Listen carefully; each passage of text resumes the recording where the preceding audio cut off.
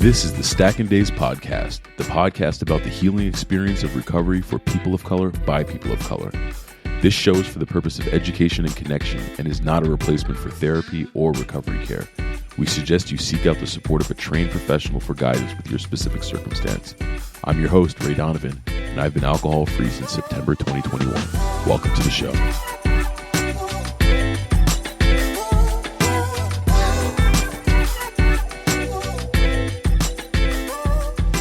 Hey all, really excited about the episode today. It is my maiden voyage on the Stacking Days podcast. And if you don't know, now you know. We're doing a podcast specifically around sobriety, addiction, the bridge between the two for people of color. I've been blessed to have Jessica join us today. She has a fantastic story that she's gonna share with us. But more importantly than that, I mean, she's a sober woman, colored woman of power. She's a founder and certified life coach of Bottomless to Sober. She's 2019 Kentucky State Teacher of the Year. So she's got a lot to talk about, and I'm excited to get into it. So without further ado, let's welcome Jessica to the mic.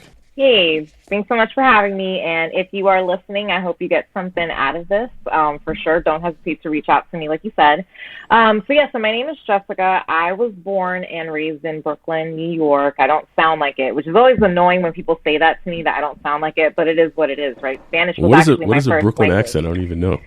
Right. I mean, I'm like, what stereotype am I supposed to sound like, right? But anyway, so I was born to a Cuban dad and a Puerto Rican mom. So I'm a first-generation American. And I grew up in a overall, tight family. My parents were definitely very strict. Your classic immigrants with lots of high expectations, especially for academics. I grew up with an older sister who I actually do live with now. We get to live together again, which has been awesome. And she's been super supportive in this whole journey. But overall, on the outside, everything always looked good, right? Like at school, I was always a top performing student. Like from the beginning, I always, never got in trouble at school, followed the rules, did well. Thankfully, I picked up on things super quickly academically. But even as a kid, I struggled a lot. I was an overweight child, and as happens in a lot of Latino households, I was fat shamed pretty badly. And what I didn't realize then, which I understand now, I had developed disordered eating habits, right? So how I eventually would hide my alcohol bottles and, drink in secret. I was eating in secret and hiding my food. I would pick money from my mom's purse and go buy food at the Chinese food stop, at the corner, bring it home, eat it, hide it, throw out the food, the leftovers of trash, at school the next day, things like that. And, I had really become ashamed of how I was eating, but eating also made me feel better. Then fast forward through up until college, and I discovered drinking for the first time. And then it was kind of forget food, this effect is even better than food. I mean, I've always liked food, but the effect of drinking was awesome because, again, I was dealing with a lot of shame, a lot of low self-esteem. I only felt attractive in that I was bright, but I didn't feel like, the classic pretty girl that was on campus at that time because I was, so much heavier than everyone else. So when I drank, I didn't have to think about my weight, and I didn't have to think about feeling shy or awkward. And I felt comfortable in social situations to the point that I loved being able to drink and binge drink, how it was so acceptable on campus, right? That Thursday through Sunday brunch culture, I was 100% in, and so were my peers, and nobody thought twice about it because that was so normal. The disordered drinking in college, the binge drinking was normalized. But then I graduated and my peers all moved off to their careers, and so did I. I became a teacher, which is what I had always wanted to be since I was a kid. But the drinking didn't go away. And so what I found as I became a young professional was I really loved happy hour, and I yearned for happy hour, and I found every excuse for a happy hour as I became this young professional because I really wanted to drink. And so if we had a great day at school, the guys let's finish our lesson plans and let's hit the bar. Or if it was a bad day, oh my God, the kids acted crazy, let's go and let's go have a drink. And so I was finding that no matter what, there was always a reason to go drink after school. And one day I had a coworker point out that I was drinking fast. And I think it was maybe like, I was probably like on my third drink and probably like maybe an hour and a half or 2 hours. And, you know, they just were like, wow, Jess, like slow down. But that was enough to trigger me. Being called out on my drinking took me right back to that shame, like that hot shame that I felt like when I was a kid. And, you know, my mom would get on me for like grabbing leftovers or like going for seconds, you know, like why are you eating so much? That's why you're so big. Like, that's how I felt. So when that happened, I was like, okay, no one's going to see me over drink like that again. So just a recoil at that point where it's just like, you know, you have to protect yourself from the being visible. Exactly. I was like, this is not what I want to be like known for. You know, I can be known for all the good things I do professionally. You know, I ate up all the praise in the world, but I didn't want to be pointed out or stand out for how I drank.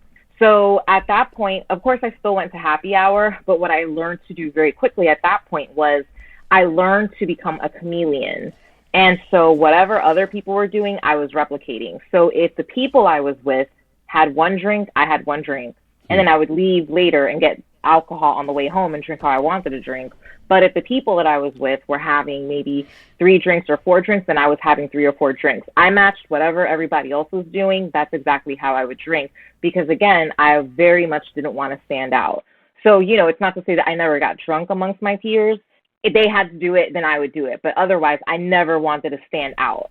And that was like a calculated kind of move on your part to match your contemporaries on how they were drinking. I feel like, you know, that's a lot of calculation to do, especially if you're hanging out with a group of folks. It's like, who are you trying to keep up with here? You know, because I don't know if you're anything like me, you know, I'm probably keeping up with the person who's drinking the most, you know, out of the group, which obviously can be detrimental and, you know, lead to, you know, things that you don't necessarily want to remember the following day, especially with coworkers. But that must have taken a lot of energy in itself just to kind of keep that up.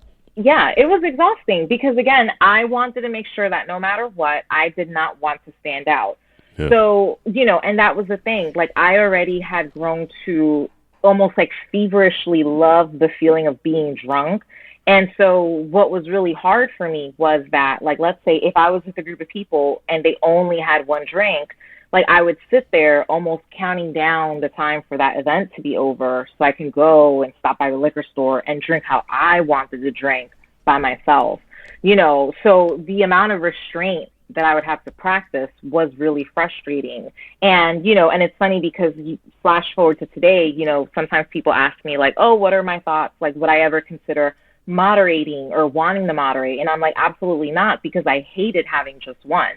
Like, I would rather have nothing than have just one, because having one was probably the least satisfying, most infuriating feeling that I could ever feel.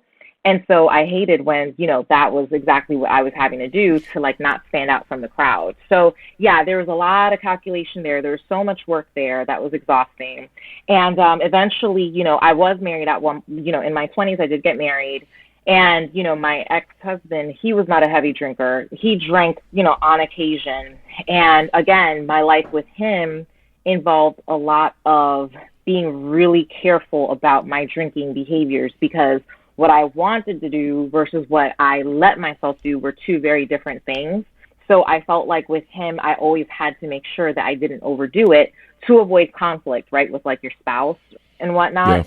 Yeah. And there was one time, you know, that I overdrank to the point that I blacked out, and he called 911 and I ended up at the hospital. And, you know, when I came to, I realized like the depths of like how much I scared him. And that was enough for me to stop drinking for a year at that point, because I was so scared of like losing the marriage, and I was scared of losing the home, and I was scared of losing the life that I had at that point. I also had an emotional investment still in that life. So I was willing to quit, but it wasn't because I wanted to quit. It was because I didn't want to lose these external things. So, sure. You know, eventually we split, right? And it was like, once I lost that emotional investment in wanting the marriage, my desire to not drink kind of like went away, because I didn't have a motivating reason. I wasn't, like I said, I didn't quit because I wanted to quit. I was quitting because I didn't want to like get divorced. So, you know, eventually once I did get divorced, the drinking finally I finally got to drink how I wanted to drink, which was a lot. So by the end of my drinking career, I was drinking a fifth of alcohol a day. So like, I went from all these years of having to like just have one or two here or there, never feeling satisfied, to finally giving into how much I wanted to drink. And, within a year and a half of drinking like that, I developed alcoholic liver disease, having the full on shakes, violently ill, not being able to eat, having like all belly, losing weight on my body, but not my belly, things like that. And by the time I decided to stop drinking, I had to go to rehab because I could not safely stop drinking. And, the crazy thing about it is all these years, right? Like the undercurrent under all this is that because I felt so ashamed, because growing up, obviously I was dealing with the food stuff growing up with being fat shamed. The adults in my family were dealing with alcohol use disorder, right? Or, Right. being on that spectrum of alcohol, poor drinking habits, right? Sure. And, they were just labeled drunks, in Spanish, borrachos. I, like the way my mother spoke of them, I had pretty much internalized that someone with a drinking problem was a bad person, like to really simplify it down, right? So once I became a woman and I was having these issues with alcohol, I had internalized that as a fact also, where I believed that there was something genuinely wrong with me as a person because I drank like this. So I did everything to avoid having to come to terms with it, right? If I can show up and be the first one in my family to go to college, to go to grad school again, to be the top in my career, if I can show up and do all these things better than everybody else, then I can't really have a problem, and I can't really be like that borracha, that drunk that my mom used to talk about, because look at me, I'm not like them. I got my stuff together here. I'm thriving in certain aspect of my life. Yeah. Yeah. Yeah, and that's what I did. I was like, well, if I'm thriving and I'm breaking all these barriers that other people in my family have not been able to break, then I should be doing fine, and I can't have a problem. And I think, if culturally these conversations were more transparent from the get-go when I was little, I don't think that I would have gone through what I went through. Of course, I accept my journey. I embrace it. I am who I am today because of it. But what I do now is I speak very openly about drinking, about mental health, about this stigma, because I think that, the silence that is carried on culturally in a lot of different populations of color, Black and brown communities, I think it's deadly. And I think it keeps people from getting help. How many years did I go on with these drinking problems, not getting help because I was ashamed when I could have done it from the get-go? Yeah. So I talk about it. And in general, I would say that that's my story, that November 2020, once I decided to talk about it openly and I was willing to accept help and realized that I couldn't do this by myself, this was a secret that was breaking me down and killing me, and decided to stop caring about like what I was taught and to go against what I was taught culturally, that's what saved my life. And so that's why awesome. I talk about it now. That's awesome. I feel that there are so many similarities just culturally and kind of where you're coming from and, what I've experienced in my own life and, kind of, trying to push through and enter my own journey of sobriety. I'm curious in when you look at kind of your career, let's call it a career, right? From the point where you were introduced to alcohol in college through till November of 2020, at what point in time did you even maybe, in communicating with yourself, recognize like, this is probably not a good thing for me. Like, this is not working. I'm performing. I'm functioning at a really, really high level. You probably are one to have gotten accolades, probably since you were in college, right? At what point in time did you say to yourself, maybe other people don't recognize this, or at least I can't tell that they recognize that this is a problem, but I know that this is a problem for me. But obviously I'm not in a position right now to be able to deal with it head on. I would say the first time that I've like genuinely been like, I might have a problem, but ignored it, right? Or like just didn't. It's always been after a blackout, hearing about my behavior when I drank. And I would say that started early on in college when I would get into these huge blowouts with my then college boyfriend. And then I would, he'd tell me after that I like tore up like a teddy bear or like pushed him, that there was like physical aggression, and I'm so not physically aggressive. So when I would hear about that, I was like, wow, like I did that. And I would find a really hard time believing it. But then there was the evidence of it. So I was like, well, I mean, it must have happened. So I remember those were those first times that I was like, wow, like I get really different when I drink that much. No. But, I ignored it, and I was like, I'm, whatever, I'm going to just keep moving forward, like I'm going to ignore it and power through and power forward. Yeah.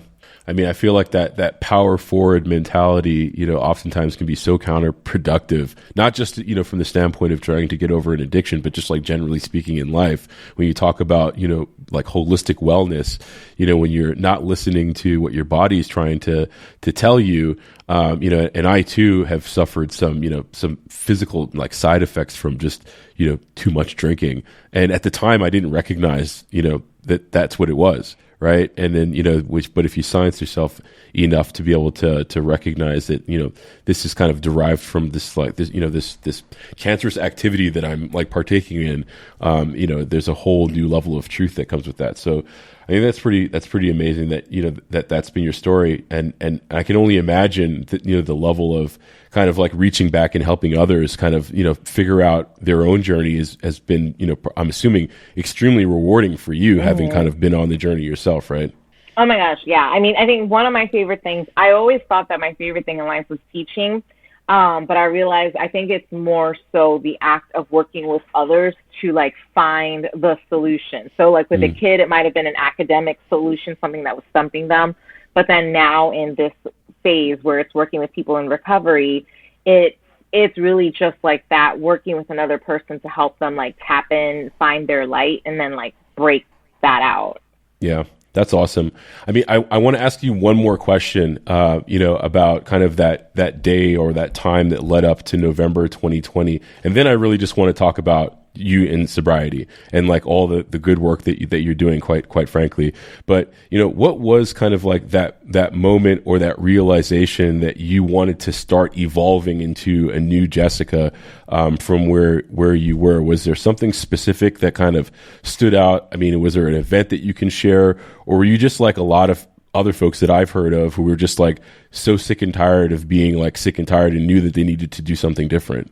I would say, I think like one of the bigger events that kind of like just led to me being, like getting to November was, I ended up in treatment for the last time. I was here in Florida, and, I remember ordering the alcohol, and then I remember being in the emergency room, and it was just like the progression of how quickly, like, it's almost like in the blink of an eye, like this is a bottle. I close my eyes and suddenly I'm like laid out on a stretcher in a hospital, and just feeling so frustrated that I was there.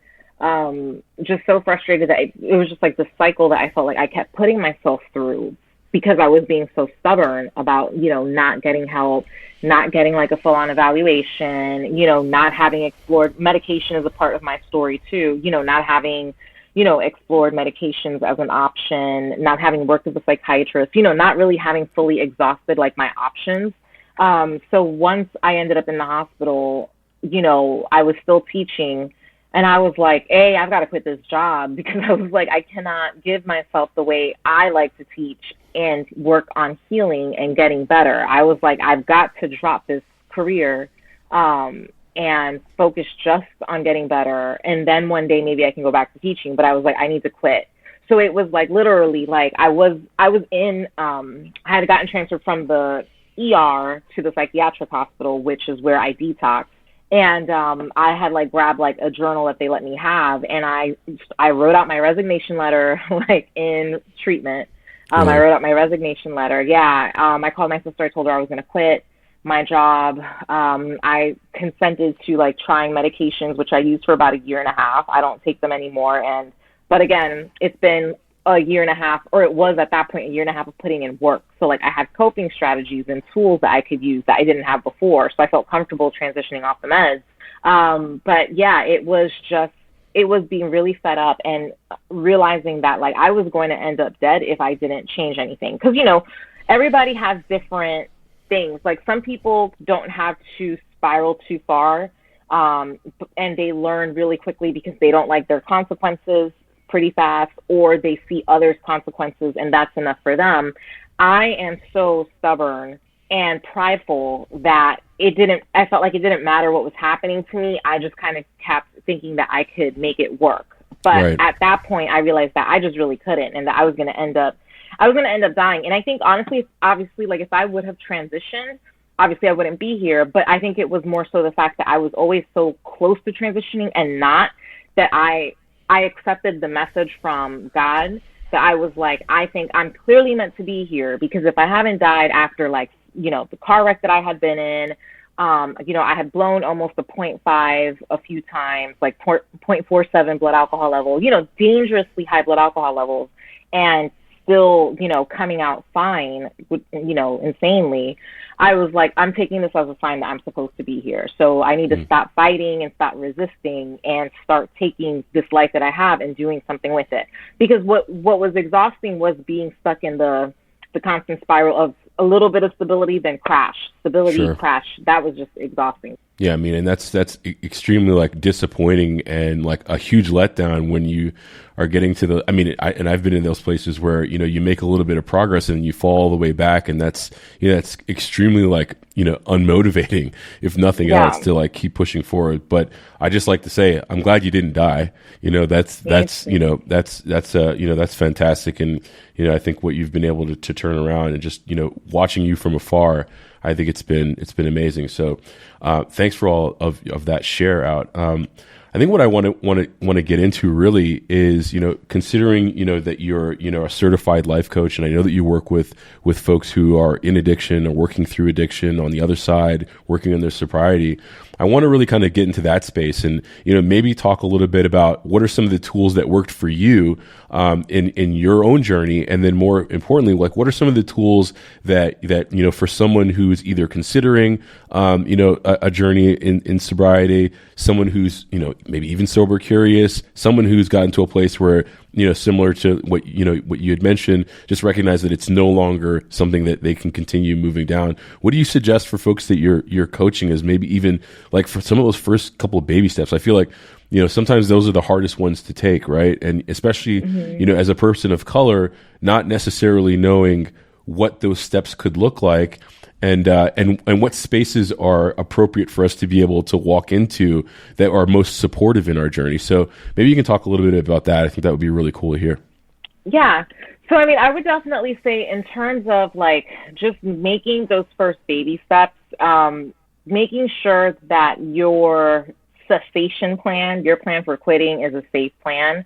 I say that because, you know, again, alcohol use falls on a spectrum, and everyone falls on a different part of the spectrum. But for some people, if you're far down enough, like I was, quitting abruptly is really dangerous. You know, quitting abruptly, you know, alcohol withdrawal can be deadly. It's funny because I recently started rewatching True Blood, which was on HBO years ago. And, you know, one of my favorite characters, Nelson Ellis, played Lafayette on that show, a black male.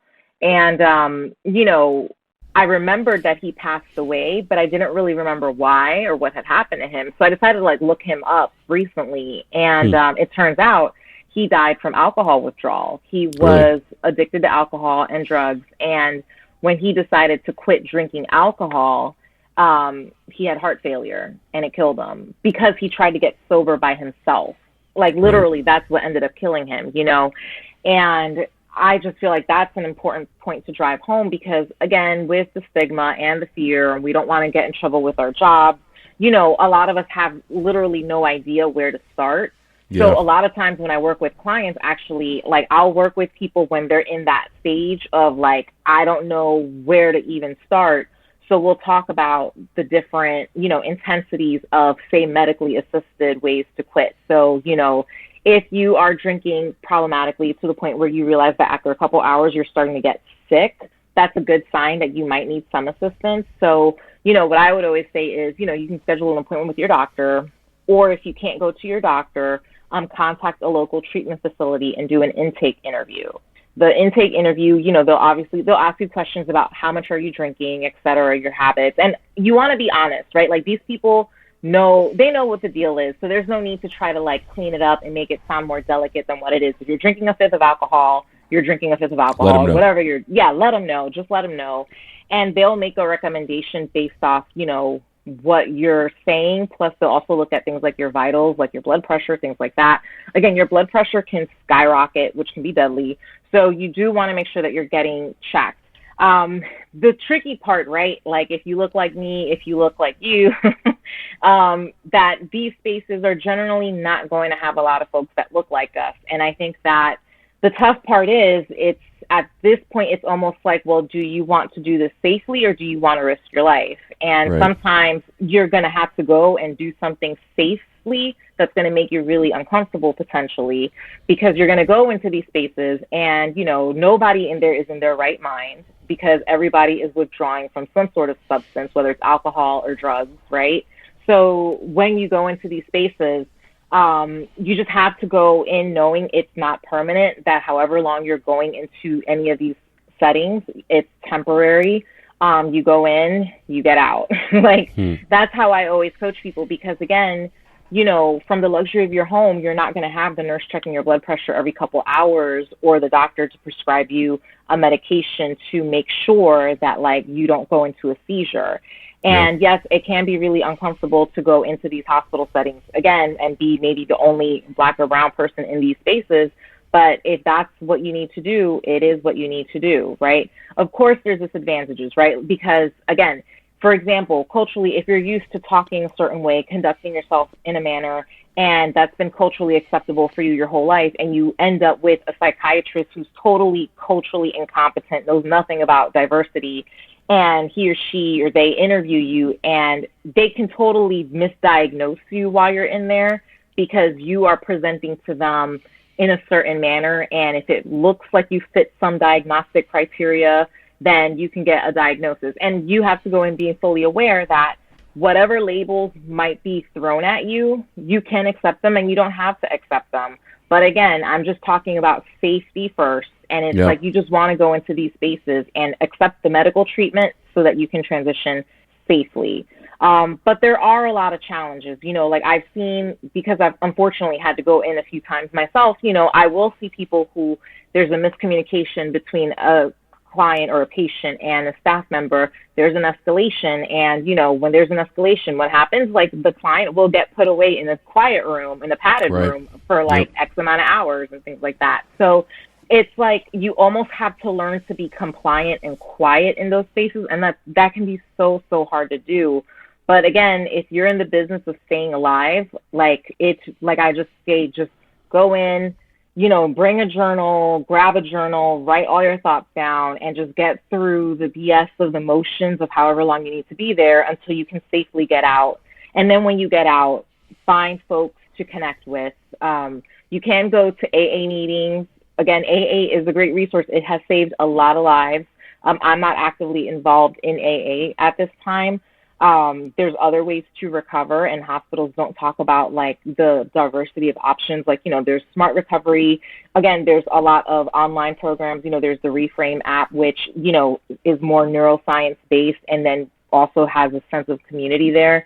I feel like I'm kind of rambling a lot, but what the big take home is, if you need medical assistance, what I just want to say is go get it, but realize that what they're feeding you in these facilities, you don't always have to accept in terms of the dogma and the recipe for recovery.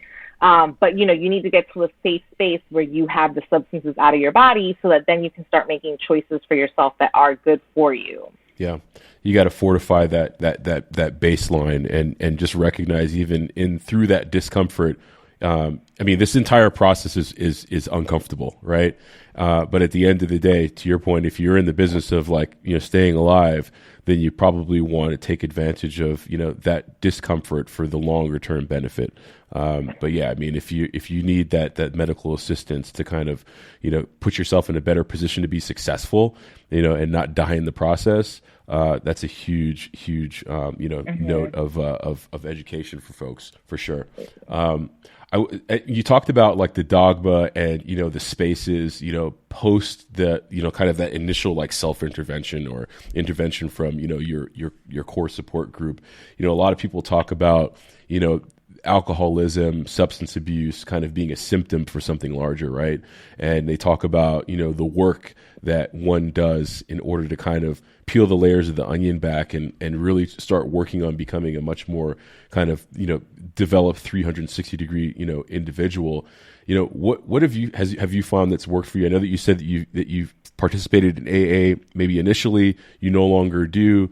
Are there certain things that, and by no means am I trying to prescribe, you know, a certain dogma at all. I'm just trying to get some more knowledge, even for myself, on what's out there, you know, for folks to take advantage of when it comes to kind of getting into like the real meat of this whole thing. I mean, you know, I've now been sober myself for over a year and a half, and, you know, very much a newbie in this in my own journey. And I've just found that the challenging part is kind of getting back to the core of who I am and trying to understand and listen to that, and trying to find spaces that can come through in a way that I can hear it and you know, and be vulnerable to it. So, you know, what have you found is, you know, from a resource standpoint that has been best supportive maybe for you, and, you know, and what just in your conversations with other folks of color who have embarked in their own journeys, like what's worked for them? Yeah.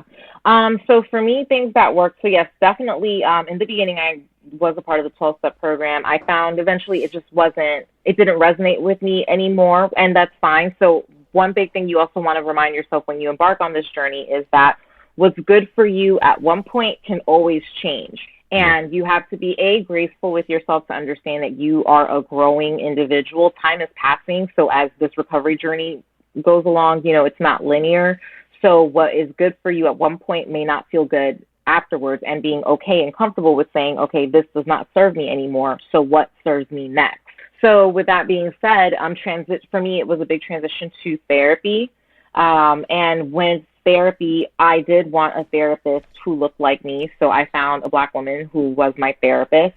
And it was great because we were able to discuss some of those childhood root issues that popped up, that the drinking became a symptom of, right? Or the eating, you know, the voids that were created when I was younger that I filled with external things, food, alcohol, poor relationships, sometimes workaholism, you know what I mean? Like, working towards peeling back all those things and getting at the core of the different things that had happened and how I can grow from that.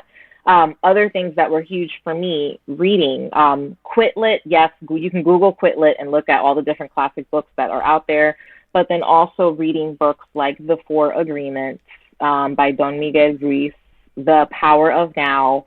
Power of Now, I've had to read it a few times to really kind of get it, and that's okay, right?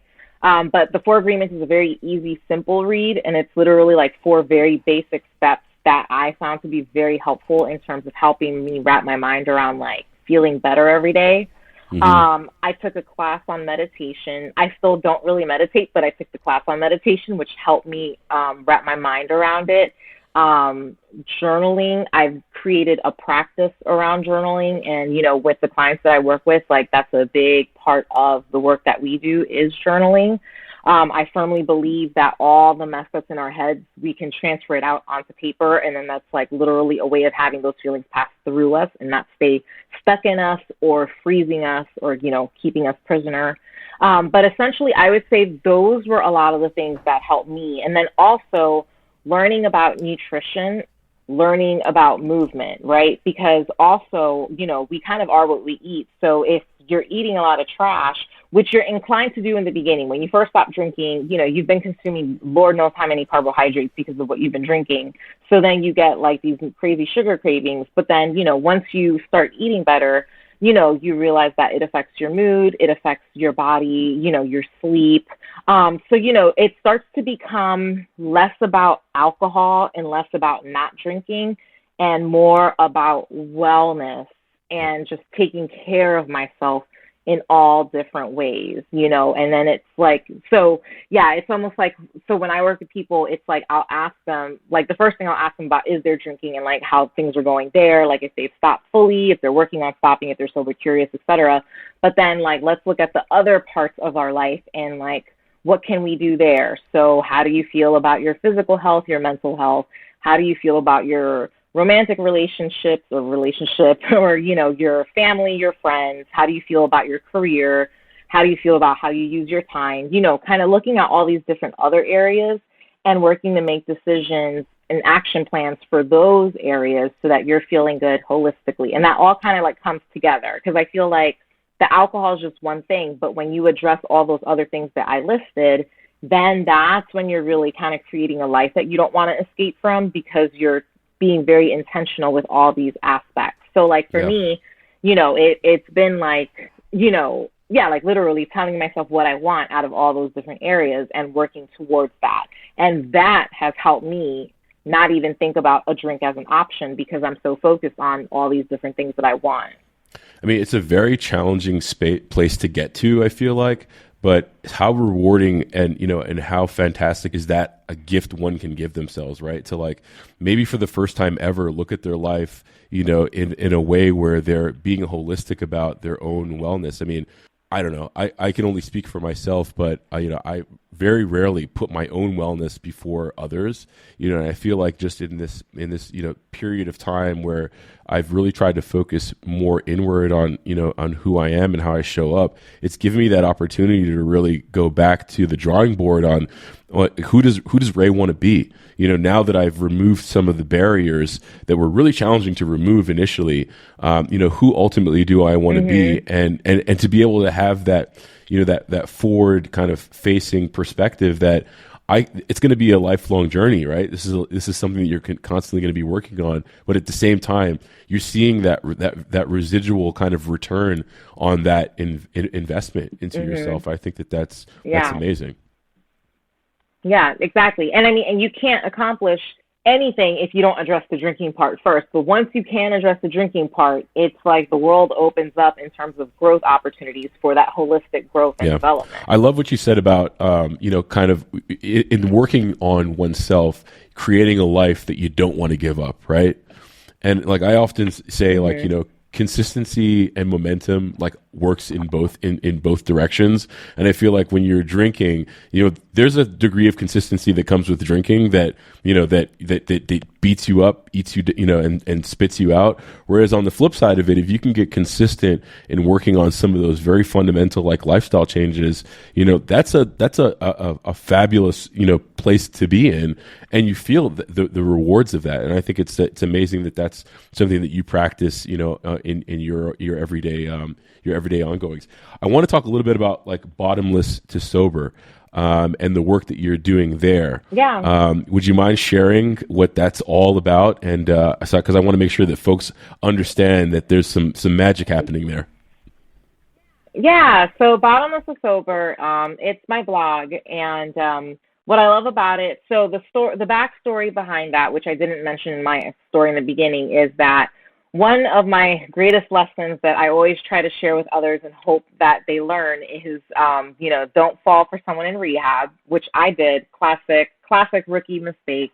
But, you know, I say that because, you know, when I went to treatment the first time, I met my boyfriend who no longer is with us. Why? Because when the pandemic hit and he relapsed, his drug of choice were opiates, and unfortunately he died from a drug overdose. And it was so tragic and heartbreaking, and not a necessary death, right? Like so many deaths that are totally preventable. But the fact of the matter is that, you know, I had not worked on myself one bit. So when that tragedy hit, you know, I mean, you don't control when tragedy hits, but when that tragedy hit, because I had been working on being sober, but secretly, and nobody knew that this was an issue for me, you know, I immediately relapsed the day he passed away, because nobody even knew that I was like going through all of this. And one thing, though, that I had learned from him that I admired a lot about him while he was alive was that he was really open about his journey, and he was really open about the struggles. He was in the military, and basically he became addicted to opiates, and, you know, eventually spiraled down specifically to heroin, because he had gotten injured during a tour. And, after the surgery, that's what he had gotten prescribed, the pain pills. And then, it wasn't enough, and it spiraled very quickly to heroin addiction. So anyway, so he would always share his story with other people, again, to help motivate others to get better. He had worked in a rehab facility when he had gotten better, and then he was actually in school on finishing up his degree to be a social worker. So he was really motivated to help other people. And again, he spoke super openly about his journey. And I remember always being like, wow, like you can just talk about that, and just being like in awe, because I was like, God forbid somebody knew that I drank too much. Like I couldn't handle that. And, once he passed and, I had gone through like the 8 months of being on this wild spiral of benders and being in and out of hospitals, and I decided to start talking about my story, I remembered that was the courage that he had. So probably when I hit maybe not even 90 days, close to 90 days, I forget. It was in February of 2021 and my sobriety date. So yeah, probably a little over 2 months sober. I decided to start a blog in his honor because, I thought that the idea of storytelling was really important. I realized that when I stepped up and told people what I was dealing with, a lot of people connected, shared either well wishes or shared that they had been there and that they got through it, or said like, man, like I can't wait to hopefully one day be able to have the courage to stop or say something. So when I started the blog, the purpose of the blog primarily is to kind of share other people's stories. And so in the beginning, I was writing other people's stories, but then I realized that was above my, that was overwhelming for me to write other people's stories all the time and talk to them and things like that. So I kind of switched it. Yeah. So I switched it to giving people the opportunity to submit whatever they're moved to share that's recovery related. And then on occasion, I'll write something too. So it's been really cool because I've gotten a solid hodgepodge of different people's experiences. Sometimes it's people that have a very specific message that they want to share about recovery. Sometimes I've done prompts and invited people to respond to a prompt. So I had one where it was write a letter to your younger self. Most recently I had, her name is, Kelly, and Kelly Below. We'll be having a conversation on Instagram in a couple weeks. And, she has really started sharing on her platform, about being, midlife and sober, because she's in her later 40s. And, I thought that was so important because you don't hear about that really, honestly. And so, she wrote a blog piece that was just really raw and really open about being a woman who got sober in her 40s and is now, going through all the changes that come at that age and dealing with being in recovery. So I love that because I thought that was really powerful. So really, anytime anybody has anything to share, even if it's anonymous, if somebody submits it, I'm usually super happy to just go ahead and share it. Because I feel like sometimes, it's just nice to be heard. It's nice to be listened to. And so having that platform to share the stories and build connections has just been awesome. And, and I do it in honor of Ian, that was his name, who passed away. And it's been awesome. I mean, it ended up on it got me on Red Table Talk. Very cool. Very cool.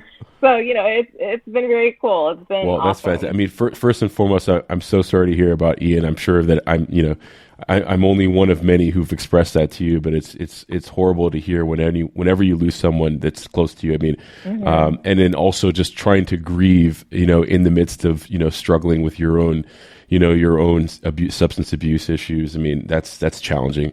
So I just want to extend my, my condolences, even though it's, in the past, but nonetheless, I know that when we lose someone, it stays with us. Right. So, right. But I love the fact that, Bottomless to Sober is kind of a derivative and an offshoot of, of your story. And I mean, I've checked it out. I think it's fantastic. And maybe I'll submit something anonymously one day. Please do. And then as far as we're going to wrap up, this shortly, but I wanted to let folks know where they can find you. I found you on Instagram. So maybe, I don't know where else you're showing up or where else, you're spreading your magic. But where can folks find you, Jessica? Yes.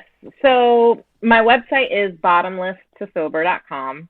And that's funny. So it's a play on words a little bit. So obviously from, a bottomless drinker, bottomless pit, bottomless mimosas to being Yeah. sober.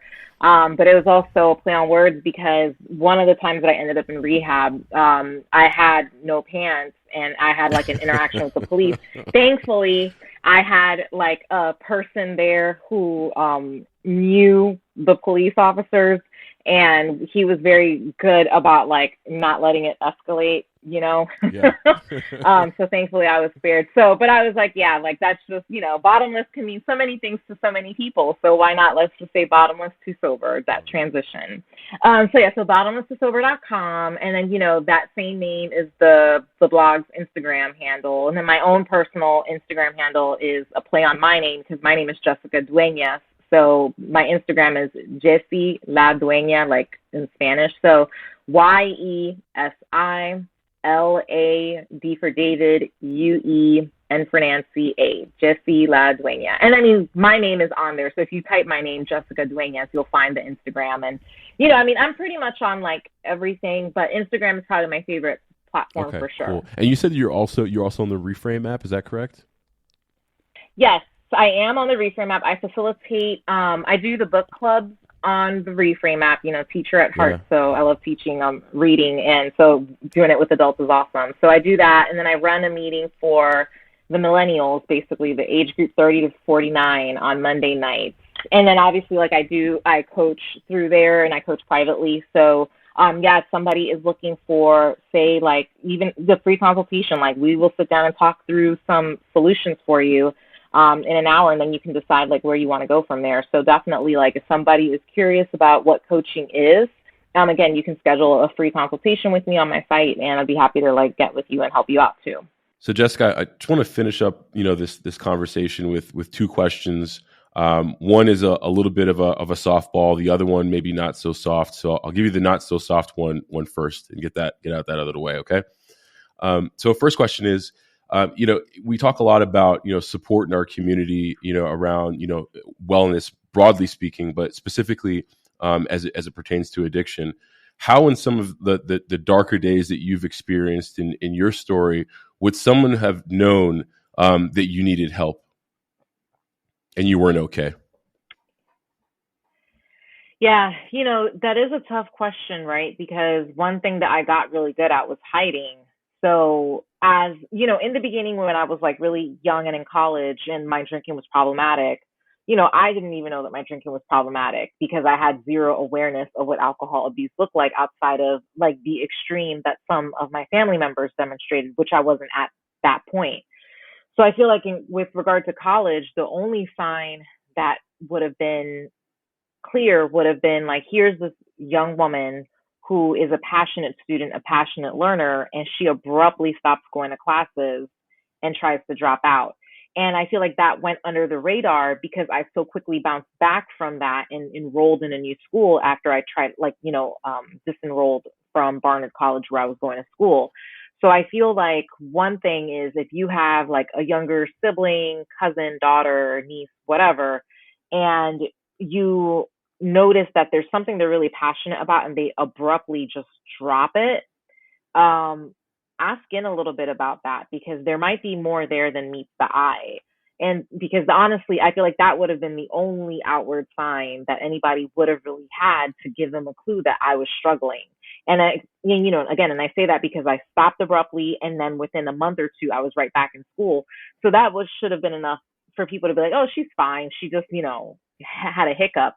No, it was the beginning of a much bigger sign. But, again, I was really good at just like picking up and like moving forward with it. But I would say in my later years, there's no way anybody could have known. I was just good at keeping it a secret. Had I felt less embarrassed, had I felt less shame, I may have opened up to somebody. But I think that would have been creating an environment in general, a culture in general, where people with addictions don't have to feel ashamed of having these addictions. Had I lived in an environment where culturally it was okay, not okay, but where culturally it was okay to need help, where it was okay to ask for help and seek it, I think that I may have stepped forward to say or to express that I needed this help or that I needed this support. But there's no way that anybody could have found out because I did it for years. And, I was really good about covering my tracks. A few times I got a little messy and something may have slipped up, but I was really good at picking back up and moving forward. So I don't think anybody could have known. I was just that good at hiding Yeah. it. I guess at the end of the day, it's the old adage that, you're really not, ready to make a change until you're ready. Right. And, and Yeah. I can appreciate that. And also to your point around, culturally, we, and in your past, and I know in mine, we were in a space where it was free to be able to express that you might be coming from a place of challenge. And hopefully there's a somewhat of a shift happening culturally where, someone in the next several years, 10 years from now, have a little bit more latitude when it comes to reaching out for help. Yeah. Yeah. Cause, and I am so exhausted that I cannot draw his name exactly, but he recently died by suicide. He was on the Ellen show. Twitch. And Twitch, thank you. And there was so much speculation after his death, like this and that, and a million theories being thrown around. And like when that happened, people were like, oh, check on your strong friends, tell, Yep.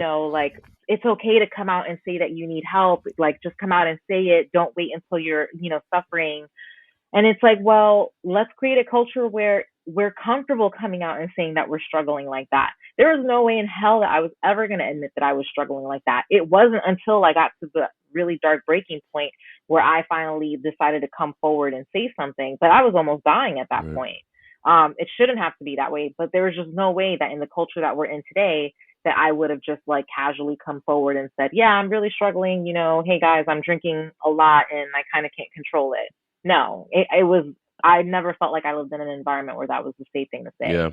I mean, the Twitch example that you bring up is obviously extremely heartbreaking, but as we all know, there are many folks going through, their own struggles and just don't have an outlet or a person that they feel comfortable reaching out to. So, I mean, hopefully, baby steps, we can create that culture and create those spaces where, we don't have to wait until the day after they're gone to start having the conversation, Exactly. Yeah. Exactly. Oh man. Last question for you. And then I know that you're tired, so I'll let you go, but I do appreciate your time.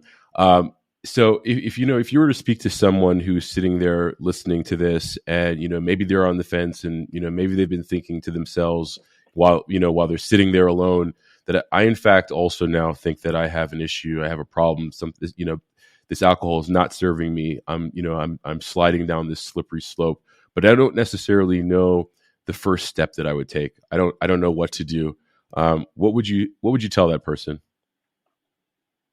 The first step that I would say is A, schedule an appointment with your doctor. B, get online and find folks to connect with. Like if you use Instagram, the hashtag sober, sober community, sober Instagram is great. If you are a woman, if you identify as a woman, Sober Black Girls Club is a great resource for women, Black and brown women, to get on and ask questions and get started on recovery. AA for 12-step programs for people who are comfortable with that, go for it. There's meetings everywhere. Find community connection. They always say is the opposite of addiction. So when you are starting to realize that you're having a problem, look around at the communities that are available. There's a lot of different communities that might fit. The Reframe app, which is where I work part-time as a coach, that's another great option. So there's a lot of resources for people who are coming across, this decision. Again, I mentioned it earlier, I coach people one-to-one too. So, someone can go to my website, bottomlesssober.com, and schedule a free consultation, and we can have a more detailed conversation about like your individual situation, what you're going through, where you want to go. And we can look at some of these options together so you're not feeling overwhelmed, because it's so overwhelming. Totally. So it is nice to do something like that, with another person. Yeah. Who's been there. Totally. I mean, I appreciate that. And, whomever is listening here, there are so many resources out there, and it's almost like sometimes you just got to choose one, even if it doesn't work initially, you know, there's another one right behind it, right? So Yeah, You exactly. know, so thanks for dropping those. I'll make sure that those are in the show notes as well, and hopefully folks come to find you as well. I mean, you've been fantastic in our conversation, and I know that you're changing lives. So I'm going to close this out and just thank you once again for spending some time with us. And I'm sure we'll talk again soon. Thanks, Raymond.